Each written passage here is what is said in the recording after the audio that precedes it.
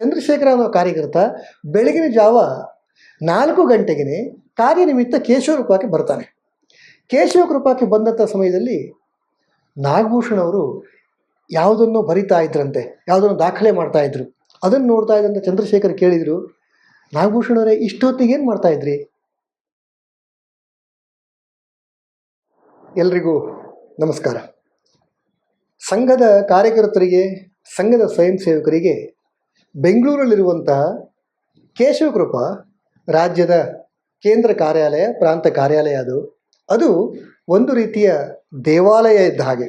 ಯಾಕೆಂದರೆ ನೂರಾರು ಜನ ಕಾರ್ಯಕರ್ತರಿಗೆ, ಸ್ವಯಂ ಸೇವಕರಿಗೆ ಪ್ರೇರಣೆಯನ್ನು ಕೊಡ್ತಾ ಇರುವಂತಹ ಸ್ಥಳ ಅದು. ಕೇಶವಕೃಪ ಆ ಮಟ್ಟಿನ ಕೇಂದ್ರ ಆಗೋದಕ್ಕೆ ಕಾರಣ ನೂರಾರು ಜನ ಕಾರ್ಯಕರ್ತರು, ಸ್ವಯಂ ಸೇವಕರ ಪರಿಶ್ರಮ. ಹಾಗೆ ನೆನಪು ಮಾಡ್ಕೊಳ್ತಾ ಹೋದರೆ ಆ ಪೈಕಿ ನಾಗಭೂಷಣ್ ಅವರ ಹೆಸರು ತಕ್ಷಣಕ್ಕೆ ನೆನಪಾಗತ್ತೆ. ನಾಗಭೂಷಣ್ ಅವರು ಕೇಶವಕೃಪಾದ ವ್ಯವಸ್ಥೆಯನ್ನು ತುಂಬ ವ್ಯವಸ್ಥಿತವಾಗಿ ಮುನ್ನಡೆಸ್ಕೊಂಡು ಬಂದಂಥ ಹಿರಿಯರು. ನಾಗಭೂಷಣ್ ಅವರ ಲೆಕ್ಕಾಚಾರಗಳು ಹಾಗೆ ಇರ್ತಾಯಿತ್ತು. ಯಾರಾದ್ರೂ ಕೇಶವಕೃಪಕ್ಕೆ ಬಂದು ಹೋದರೆ ಅದು ನಾಗಭೂಷಣ್ ಅವರ ಗಮನಕ್ಕೆ ಬಂದೇ ಇರ್ತಾಯಿತ್ತು. ಅಷ್ಟೇ ಅಲ್ಲ, ಯಾವುದೇ ಆದಂತಹ ಆರ್ಥಿಕ ವ್ಯವಹಾರಗಳು, ಹಣ ಕೊಡೋದು ಅಥವಾ ತಗೊಂಡಿದ್ರೆ ಅದನ್ನು ನಾಗಭೂಷಣ್ ಅವರು ದಾಖಲೆ ಮಾಡ್ತಾಯಿದ್ರು, ಬರೆದಿಡ್ತಾಯಿದ್ರು ಕೂಡ. ಅಷ್ಟೇ ಅಲ್ಲ, ಕೇಶವಕೃಪಾದ ಒಂದೊಂದು ವಸ್ತುವು ಕೂಡ ಎಲ್ಲಿರಬೇಕು ಹೇಗಿರಬೇಕು ಅನ್ನೋದನ್ನು ನಿಶ್ಚಿತವಾಗಿ ಗಮನಿಸ್ತಾ ಇದ್ದಂಥವರು ನಾಗಭೂಷಣ್ ಅವರು. ಯಾವ ಸಮಯದಲ್ಲಿ ನಿಭಾಯಿಸ್ತಾ ಇದ್ರು ಅನ್ನೋದು ಸ್ವಯಂ ಸೇವಕರಿಗೆ, ಕಾರ್ಯಕರ್ತರಿಗೆ ಒಂದು ದೊಡ್ಡ ಪ್ರಶ್ನೆನೇ. ಯಾಕೆಂದರೆ ಅವರು ಕೇವಲ ಕೇಶವಕೃಪಾದಲ್ಲಿ ಮಾತ್ರ ಇರ್ತಾ ಇರಲಿಲ್ಲ, ಅವರಿಗೆ ರಾಜ್ಯದ ಯಾವುದೇ ಭಾಗದ ಕಾರ್ಯಕರ್ತರ ಅಥವಾ ಸ್ವಯಂ ಸೇವಕರ ಹೆಸರು ಹೇಳಿದರೂ ಕೂಡ ಹೌದೌದು ಅವರಲ್ವಾ, ನಾನು ಅವ್ರನ್ನ ಭೇಟಿಯಾಗಿದ್ದೆ, ಅವರು ಇಲ್ಲಿಗೆ ಬಂದಿದ್ದರು ಅಂತ ನೆನಪು ಮಾಡಿಕೊಂಡು ಯಾವುದಾದ್ರೂ ಒಂದು ಘಟನೆಯನ್ನು ಹೇಳುವಂಥವ್ರು. ನೂರಾರು ಸಾವಿರಾರು ಜನ ಕಾರ್ಯಕರ್ತರ ಸಂಗಡ ಬಹಳ ಆತ್ಮೀಯವಾದಂತಹ ಸಂಬಂಧಗಳನ್ನು ಇಟ್ಕೊಂಡಂಥವರು ಅವರು ನಾಗಭೂಷಣ್ ಅವರು.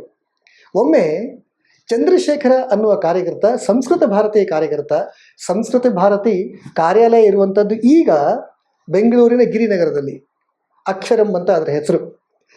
ಆದರೆ ಗಿರಿನಗರದಲ್ಲಿರುವಂಥ ಈ ಕಾರ್ಯಾಲಯಕ್ಕಿಂತ ಮೊದಲು, ಅಂದರೆ ಹಲವು ವರ್ಷಗಳ ಹಿಂದೆ ಸಂಸ್ಕೃತ ಭಾರತಿ ಶುರು ಆದಾಗ ಸಂಸ್ಕೃತ ಭಾರತೀಯ ಕಾರ್ಯಾಲಯ ಕೇಶವಕೃಪಾದ ಪಕ್ಕದಲ್ಲೇ ಇತ್ತು. ಪಕ್ಕದ ಕಾಂಪೌಂಡಲ್ಲೇ ಒಂದು ಸಣ್ಣ ಮನೆಯ ರೀತಿಯಲ್ಲಿ ಅಲ್ಲಿ ಸಂಸ್ಕೃತ ಭಾರತೀಯ ಕಾರ್ಯಾಲಯ ಇತ್ತು. ಚಂದ್ರಶೇಖರ ಅನ್ನೋ ಕಾರ್ಯಕರ್ತ ಬೆಳಗಿನ ಜಾವ 4 ಗಂಟೆಗೆ ಕಾರ್ಯನಿಮಿತ್ತ ಕೇಶವಕೃಪಕ್ಕೆ ಬರ್ತಾನೆ. ಕೇಶವಕೃಪಕ್ಕೆ ಬಂದಂಥ ಸಮಯದಲ್ಲಿ ನಾಗಭೂಷಣ್ ಅವರು ಯಾವುದನ್ನು ಬರಿತಾ ಇದ್ರಂತೆ, ಯಾವುದನ್ನು ದಾಖಲೆ ಮಾಡ್ತಾಯಿದ್ರು. ಅದನ್ನು ನೋಡ್ತಾ ಇದ್ದಂಥ ಚಂದ್ರಶೇಖರ್ ಕೇಳಿದರು, ನಾಗಭೂಷಣ್ ಅವರೇ ಇಷ್ಟೊತ್ತಿಗೆ ಏನು ಮಾಡ್ತಾಯಿದ್ರಿ? ನಾಗಭೂಷಣ್ ಜಿ ಹೇಳಿದ್ರಂತೆ, ಹೌದಪ್ಪ ಕೆಲಸಗಳಿರ್ತಾವೆ ಅಂತ. ಚಂದ್ರಶೇಖರ್ ಅವರು ಇದನ್ನು ನೆನಪು ಮಾಡಿಕೊಂಡು ತಮ್ಮ ಜೊತೆಗಾರ ಕಾರ್ಯಕರ್ತರಲ್ಲಿ ಹೇಳಿದಂಥ ಮಾತು, ಈ ನಾಗಭೂಷಣ್ ಅವರು ಅದು ಯಾವ ರೀತಿ ಕೆಲಸ ಮಾಡ್ತಾರಪ್ಪ, ರಾತ್ರಿ 11-12 ಗಂಟೆ ತನಕವೂ ಕೆಲಸ ಮಾಡಿದ್ದು ನೋಡ್ತೀವಿ. ಇವತ್ತು ಬೆಳಗಿನ ಜಾವ 4 ಗಂಟೆಗೂ ಕೂಡ ಈ ಪುಣ್ಯಾತ್ಮ ಬರಿತಾ ಇದ್ದಾರೆ, ಏನು ದಾಖಲೆ ಮಾಡ್ತಾ ಇದ್ದಾರೆ. ಯಾವಾಗ ವಿಶ್ರಾಂತಿಯನ್ನು ತಗೊಳ್ಳೋದು? ಯಾವತ್ತು ನೋಡಿದ್ರೂ ನಾಗಭೂಷಣ್ ಅವರು ತಮ್ಮ ಚಟುವಟಿಕೆಯಲ್ಲಿ, ಕೆಲಸದಲ್ಲಿ ಸದಾ ನಿರತರಾಗಿರ್ತಾ ಇದ್ರು. ಕೇಶವಕೃಪ ಅತ್ಯಂತ ವ್ಯವಸ್ಥಿತವಾಗಿ ನಡೆಯೋದಕ್ಕೆ ಮತ್ತು ಸಂಘದ ಕಾರ್ಯ ಕರ್ನಾಟಕದಲ್ಲಿ ವ್ಯವಸ್ಥಿತವಾಗಿ ನಡೆಯೋದಕ್ಕೆ ನಾಗಭೂಷಣ್ ಅವರಂತಹ ನೂರಾರು ಜನ ಕಾರ್ಯಕರ್ತರ ಸಮರ್ಪಿತವಾದಂತಹ ಜೀವನ ಅದು ಕಾರಣ.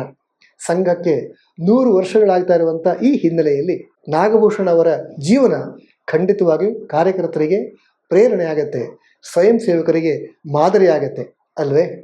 ನಮಸ್ಕಾರ.